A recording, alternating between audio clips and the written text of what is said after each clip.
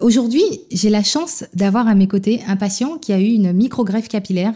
Il est venu nous en parler. C'est une énorme chance qu'il puisse nous partager son expérience sans tabou, sans chichi. Et je vais vous présenter aujourd'hui Damien. La chirurgie esthétique, fantasme, mythe et réalité. Et si on parlait enfin sans filtre? Bienvenue dans le podcast Derrière le masque. Dans ce podcast, je vous ouvre les portes du bloc opératoire, de mon cabinet et je vous embarque aussi avec moi dans le quotidien d'une maman chirurgienne.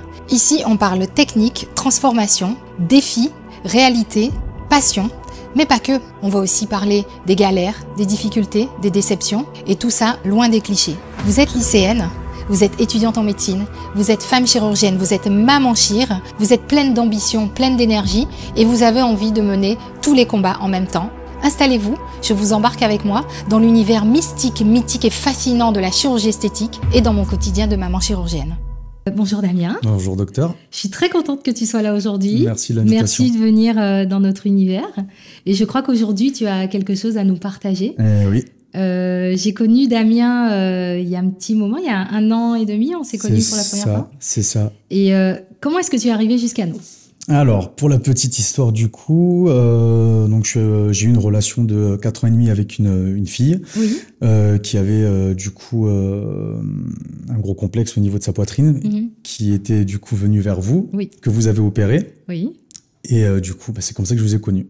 D'accord. Voilà. Ok. Et tu es venu me voir donc pour tes cheveux. Pour mes cheveux. D'accord. Exactement. Donc des petits cheveux qui partaient de plus en plus au fur et à mesure du temps. Tu te dégarnissais en fait c'est petit ça. à petit. Beaucoup sur les globes, comme vous vous en souvenez. Et donc c'était quand même assez pesant. Donc après moult réflexions, ça a été quand même compliqué de se lancer. Oui. Qu'est-ce qui t'a gêné sur le point de vue physique, déjà le fait que j'ai passé 5 ans dans l'armée, donc j'avais déjà le besoin d'avoir une coupe réglementaire, de ne pas avoir les cheveux longs, de ne pas pouvoir en profiter. D'accord. Et donc quand je suis parti de l'armée, c'est là où j'ai commencé à perdre mes cheveux plus ou moins. D'accord. Donc du coup, il y avait ce petit côté où en fait, d'être passé à côté de quelque chose, de ne pas avoir pu profiter d'avoir des coupes qui me plaisaient, de pas pouvoir faire ce que je voulais avec mes cheveux, toujours avoir les cheveux bien, 3 mm, pas trop sur le dessus. Et en fait, à la sortie de l'armée, j'avais encore un peu, mais... T'avais une zone particulièrement, donc t'avais surtout la partie avant. Hein, c'était bien la partie avant, qui commençait à reculer, au milieu aussi, puis sur les entrées maritimes, comme on appelle ça, chez les garçons. Voilà. Entradas, ils disent en espagnol. Entrada, les entrées, c'est ça, les entrées d'air. Donc voilà, donc c'était quelque chose qui me tenait vraiment à cœur. D'accord, oui. J'ai pas mal psychoté, si je puis dire, parce que fallait chercher l'information. Oui. Fallait vraiment fouiller et... T'avais beaucoup fouillé? Tu t'étais renseigné? Oui, auprès de certains copains qui avaient fait des greffes. D'accord, oui. Donc on sait pas trop comment se positionner parce que il y a des endroits comme la Turquie, la Grèce. Oui, c'est ça. Donc j'ai regardé des vidéos, je suis allé regarder des sites. C'est un peu comme un panier de crabes parce que il y a des offres qui sont quand même relativement alléchantes. Oui, bien sûr. Mais il n'y a pas forcément les services qui vont derrière avec. C'est pas aussi efficace. Donc j'ai eu des avis qui étaient bons, des copains qui ont fait des greffes qui n'étaient pas forcément au niveau de leur attente. Oui. Donc voilà, il fallait bien chercher.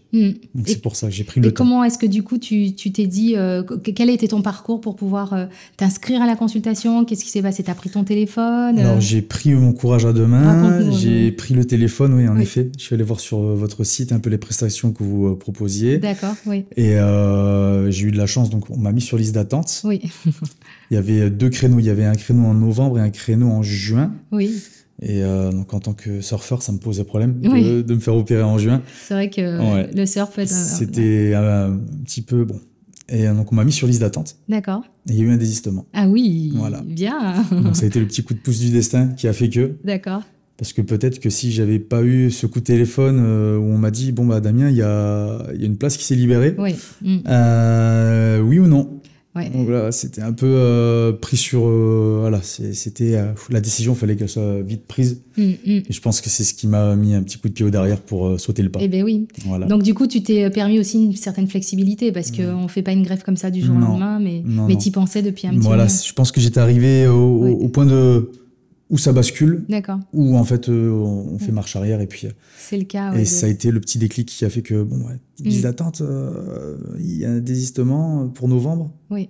Allez, j'y vais, on y va. Il faut y aller donc. Et est-ce que pendant la consulte, quand on s'est vu en consultation, est-ce que tu peux nous raconter si quelqu'un, par exemple, te disait mais Damien, comment ça s'est passé? Est-ce que tu as pu poser tes questions? Est-ce que tu as eu des doutes qui se sont confirmés? Ou est-ce que tu as été à l'aise? Non, parce qu'il y a quand même un énorme sens relationnel avec le client qu'on ne trouve pas partout ailleurs. Notamment si on prend les exemples des cliniques en privé en Turquie ou même à Paris. Voilà, le fait déjà d'être sur le lieu de vie, c'est important. Oui, c'est vrai. La disponibilité de vos équipes et de vous. Ce qui fait qu'on a toujours, sur le moindre doute, je me souviens même une fois après l'opération, je m'étais cogné. Ah oui, Non, on avait la croûte. Oui, il y a eu la fameuse croûte. Et il y avait la fameuse croûte. J'étais en train de checker les vagues avec des copains. J'étais pas allé à l'eau, c'était eux. Oui. Mais voilà, j'ai pris le téléphone, je vous ai appelé, vous avez répondu directement. Oui. Non, donc, ça, on est très proche de nos patients. C'est ce côté relationnel qui met en confiance. On n'a jamais de doute. Ou alors quand il y en a, ils sont très vite comblés. Donc ça, c'est vachement intéressant. Et je trouve que c'est pas le plus important, mais c'est très très important. Oui, bien sûr. Ça permet d'effacer tous les doutes, les angoisses et les soucis.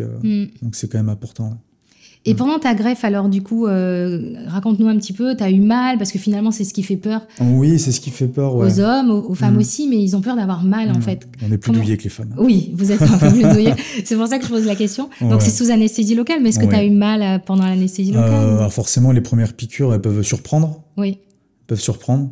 Donc après, ça s'est quand même bien passé et j'avais redemandé des injections parce qu'il y a des endroits où on m'a prélevé des greffons et des endroits où on m'a réimplanté qui n'avaient pas pris en fait. Ça n'avait pas pris, d'accord. Au niveau de l'anesthésie, donc j'ai un peu chanté.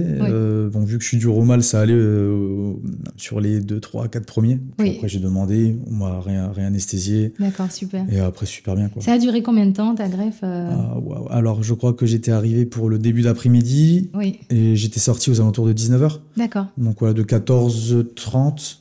Ça, c'était à la débauche, 14h30 jusqu'à 19h. D'accord, ok. Donc ça passe vite parce que avec la sédation, on est quand même un peu dans les nuages. Mais non, très rapide. Oui. Surtout pour 4000 greffons. Oui, alors justement, combien de greffons tu as eu 4000. Tu as eu 4000 greffons, d'accord. 4000 greffons en une fois. En une fois. Ouais, c'est génial. Ils le font pas partout. Ah non.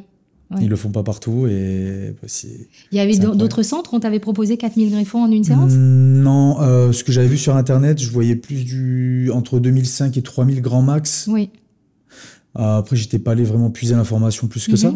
C'était vraiment sur des supports internet ou sur des pubs qu'on voit forcément quand on scrolle sur Insta. À force de regarder sur le net, on nous balance des publicités.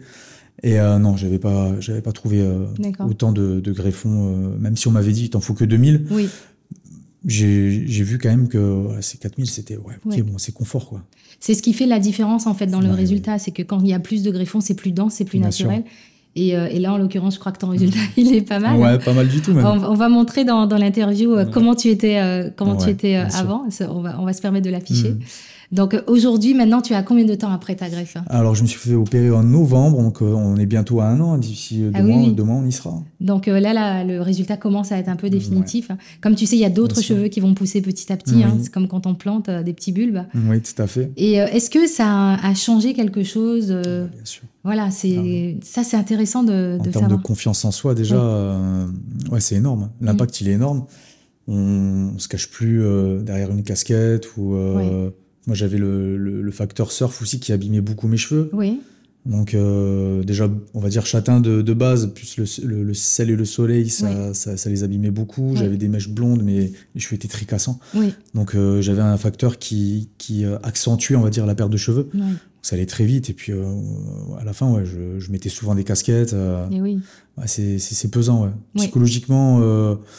Ouais, on a que ça, entre guillemets, les hommes pour... Bien sûr. Donc, ouais, non, c'était quand même compliqué, ouais.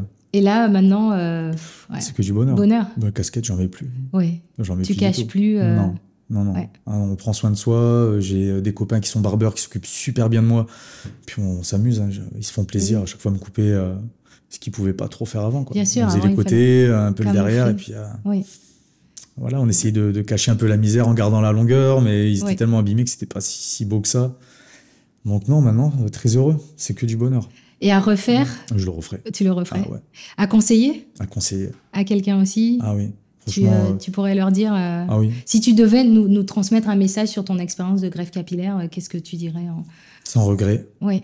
Et faut passer le pas. Oui. Je pense que si on... Est-ce qu'il y a un piège? Pas de piège. Oui. Non, parce que vous apportez les informations et les conseils qu'on a besoin et vous effacez les doutes et les angoisses qu'on peut avoir. Donc, non, faut y aller. Et il y a quelque chose qu'on aurait pu modifier dans le suivi post-op ou que sais-je Est-ce que tu as senti que tu étais suffisamment soutenu bien sûr. Ah oui, bien sûr. Parce que je me souviens qu'on s'est beaucoup écrit. S'est beaucoup écrit. Moi, j'aime bien prendre des nouvelles, je vais voir des photos. On s'est beaucoup écrit, on a fait pas mal de feedback. Oui. Même il y a eu beaucoup de photos, on s'est échangé beaucoup de photos quasiment tous les mois. Oui. Tous les steps de tous les mois, on s'est quand même envoyé des photos. Je me souviens. Vous avez pris des nouvelles. Donc c'est quand même incroyable. On ne trouve pas ça partout. Oui. C'est souvent, ok, je te fais la greffe, la personne rentre chez soi. Oui. Et puis, voilà, il se passera ce qui se passera. Les gens n'ont pas de suivi. Oui. S'il y a un pépin, il n'y a rien. S'il y a des infections. Et oui, c'est ça. Des staphylocoques, par exemple, bien sûr, dans des pays où peut-être pas les mêmes normes qu'en France. Donc, voilà, certes, ça peut être un coût en plus, mais j'ai pas posé de jour, j'ai pas posé d'arrêt maladie. Voilà. Je suis rentré à la maison de suite après l'opération. D'accord. Donc, bien reposé. Tu as retravaillé combien de temps après? J'ai retravaillé pas le lendemain, le surlendemain. Ah oui, d'accord. Voilà. Est-ce que tu peux nous dire ce que tu fais comme travail? Moi, je suis fonctionnaire dans la fonction publique territoriale, donc je suis cuisinier pour les enfants. D'accord. Voilà, à la cité scolaire de Biarritz. Ok.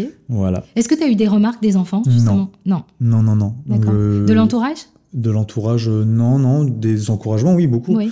Des encouragements, mais non, des remarques, non. Pourquoi est-ce que tu as fait ça, une greffe de cheveux? T'as pas eu ça? Non. D'accord, super alors. Parce que j'ai pas mal de copains qui aiment bien prendre soin de leurs cheveux. Oui. Et qui savent très bien que si ça leur arrive, ils vont le faire. Ouais. Oui. Ah ouais. Donc finalement, c'est une sacrée expérience. J'ai beaucoup de copains qui sont venus me voir du coup pour vous. Oui. Par rapport aux résultats que j'ai eus. Oui. Donc, ils m'ont demandé le contact, chose que je leur ai donnée. Donc, je ne sais pas s'ils vous ont contacté encore. Peut-être qu'ils le feront. Ça, on n'a pas le droit de le dire. Ça, on n'a pas le droit de le dire. Pas de nom, mais non, je pense que si ils veulent le faire, quand on a quelqu'un de l'entourage qui le fait. Oui, évidemment, ça aide énormément. Moi, ça m'a aidé par rapport à un copain qui est passé chez vous. Oui. Ça m'a permis aussi de sauter le pas.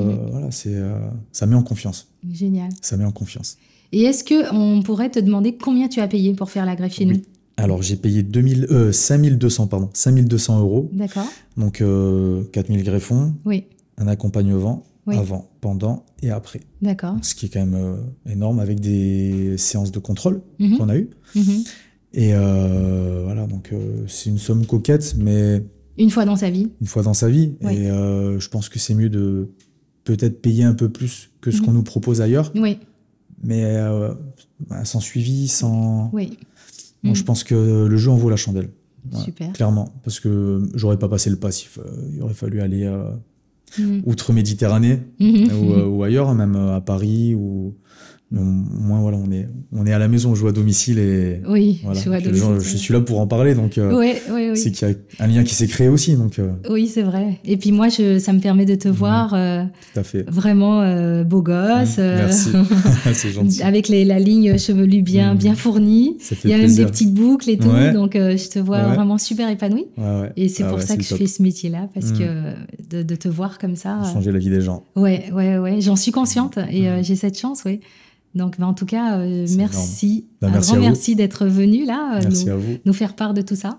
Garde ta joie, ta simplicité. On va essayer. Je t'ai choisi aussi, toi, je vais te faire une petite confidence parce que tu es vraiment, t'as été un patient hyper sympa, très attentif, scolaire.